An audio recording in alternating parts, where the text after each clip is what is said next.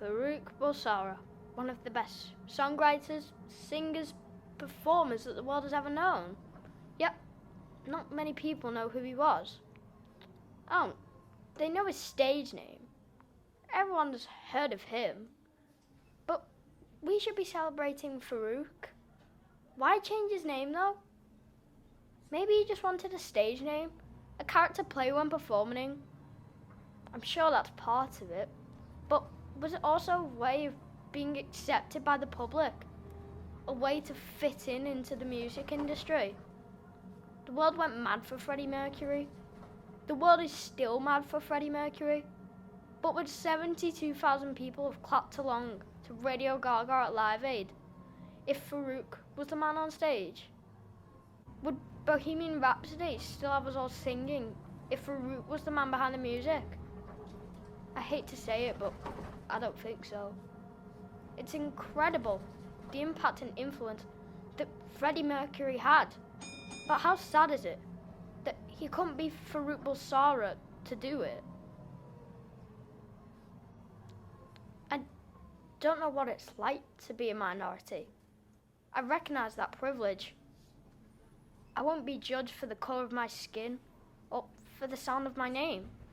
I don't know what it's like to go through life with a whole history of oppression weighing down upon my shoulders. If I talk about this, will it make people feel uncomfortable? Probably. I used to feel uneasy talking about race, and if I'm being honest, I still do sometimes. There'll always be that fear of saying the wrong thing, putting my foot in it. But racism is real. It's here, everywhere. We need to get past this awkward part of the conversation.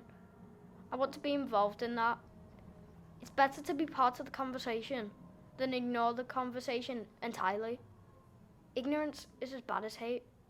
And as a white person involved in that conversation, I need to listen.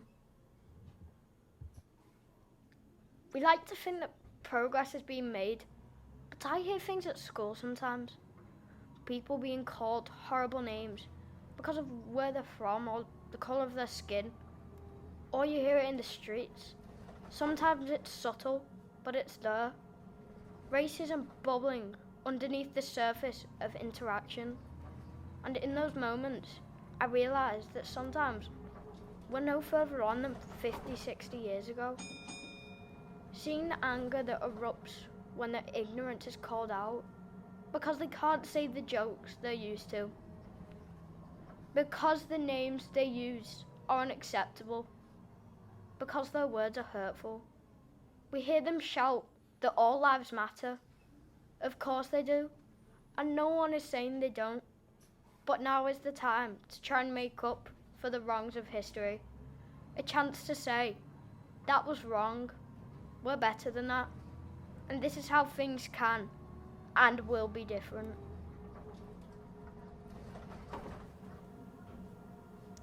I want to be part of a future where no one has to fight for equality.